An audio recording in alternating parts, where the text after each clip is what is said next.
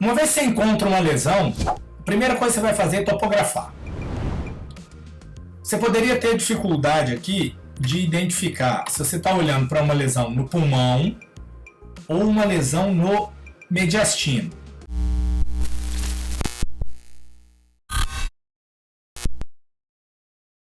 No raio-x, você usa, geralmente você usa os ângulos.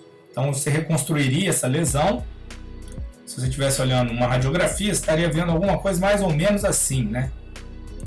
Mais ou menos assim. O que você usa no raio-x eu vou desenhar aqui para ficar mais fácil. Quando você olha a imagem, você olha o ângulo formado entre a pleura e a lesão. Então estou falando deste ângulo aqui. Se esse for um ângulo obtuso, você vai pensar, estou falando de radiografia de tórax, você vai pensar que é uma lesão mediastinal. Mesma coisa aqui, ó, é um ângulo aberto, tá vendo? Quando você tem uma lesão pulmonar que encosta no mediastino, aí você vai ter um ângulo agudo. Esse é o primeiro pulo do gato. Você pode aplicar isso na tomografia? Pode sim. Você vai usar a mesma estratégia. Outra estratégia agora que você está olhando para a tomografia. Olhar o parênquima pulmonar e ver se tem área de atelectasia nele por compressão.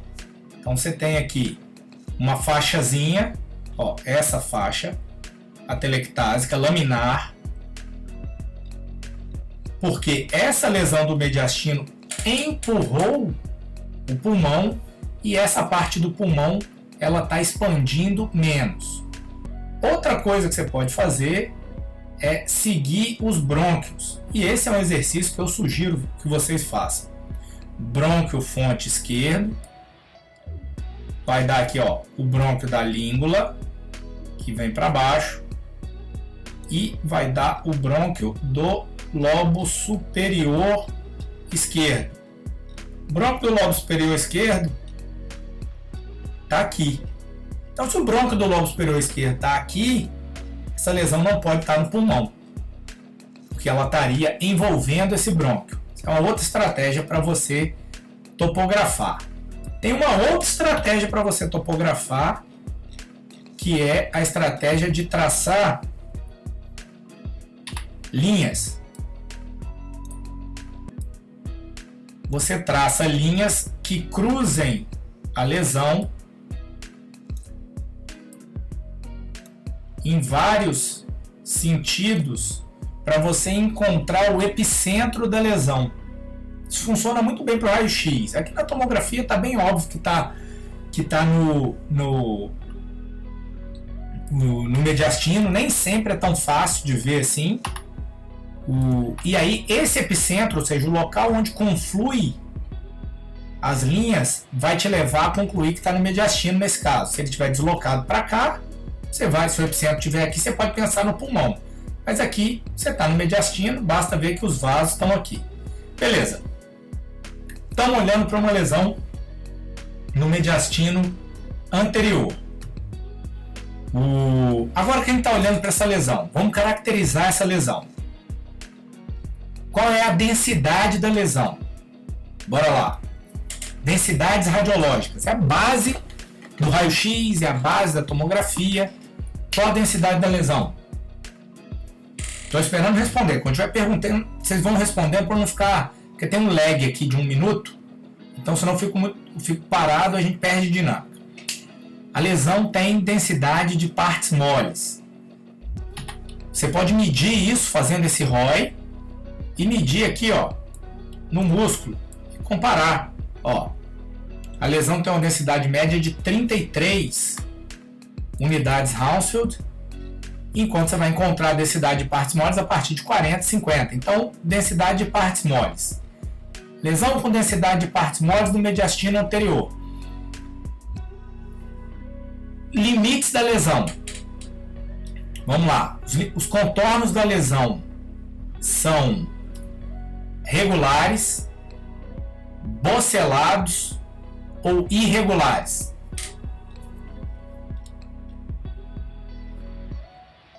Você está vendo aqui uma lesão que a maior parte dela tem contornos regulares. Essa é aquela área de atelectasiazinha que não conta, ó. Mas você consegue ver que o contorno ele não é serrilhado, ele não é ondulado, para a gente dizer bocelado.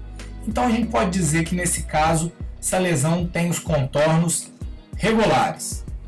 Massa. Limites. Bem definidos ou indefinidos? E aí? Contorno é diferente de limite. Contorno é diferente de limite. O contorno, ele representa a interface dela, se é regular ou irregular. O limite, a forma mais fácil de te explicar o que é o limite é te dizer se você consegue ou não traçar uma linha e dizer com clareza ao redor de toda a lesão onde ela começa e aonde ela termina. Olha aqui. Tá vendo que você não consegue ter certeza absoluta? Você consegue ter uma ideia, mas você não consegue ter certeza absoluta de onde essa lesão termina. Por quê? Porque está acontecendo aqui o semelhante ao sinal da silhueta. Você tem uma coisa com densidade de partes moles encostada em outra.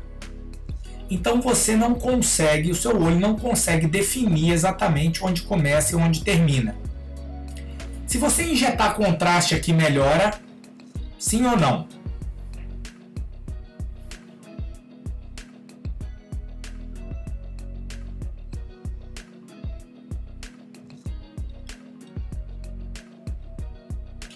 Melhora. Por que melhora? O contorno aqui eu vou dizer os limites, né, são indefinidos, porque eu não tenho certeza de onde termina aqui, tá? Se injetar contraste, melhora ou não? Melhora. Qual que é o objetivo quando você injeta o contraste? Quando você injeta o contraste, o objetivo é o quê? Contrastar. Parece óbvio, mas nem todo mundo pensa nisso. O objetivo é contrastar porque você injeta uma substância. Na tomografia a gente está falando do contraste iodado. Quando você injeta o contraste iodado, ele aumenta a densidade do vaso e te permite que, uma vez que ele difunde através dos vasos, você faça o diagnóstico das lesões serem sólidas ou não. O que for sólido vai captar contraste. Beleza. Quando você injeta uma coisa densa dentro do vaso, você está aumentando a densidade do vaso. Quando você aumenta a densidade do vaso aqui, você está fazendo o quê? Você está forçando uma interface entre a lesão e o vaso. Então, essa dificuldade que a gente está tendo aqui, ela vai diminuir. Por quê? O vaso vai estar denso e a lesão vai realçar muitas vezes menos do que o vaso, que na verdade não está realçando, está sendo preenchido pelo contraste.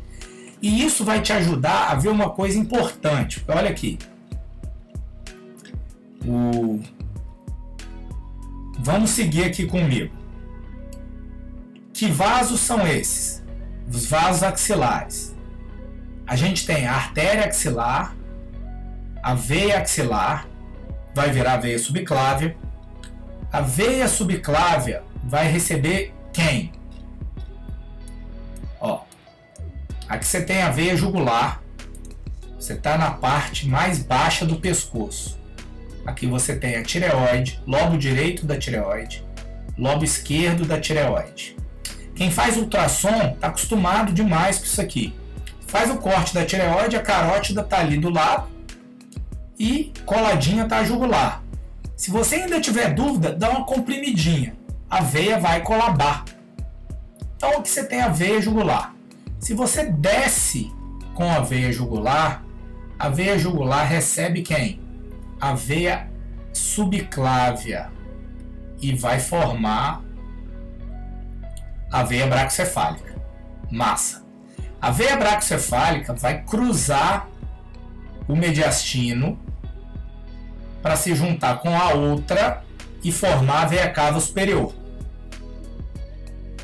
Como essa lesão está intimamente ligada na veia, você não tem plano de clivagem. O que você está dizendo quando você não tem plano de clivagem? Que você não consegue separar uma coisa da outra.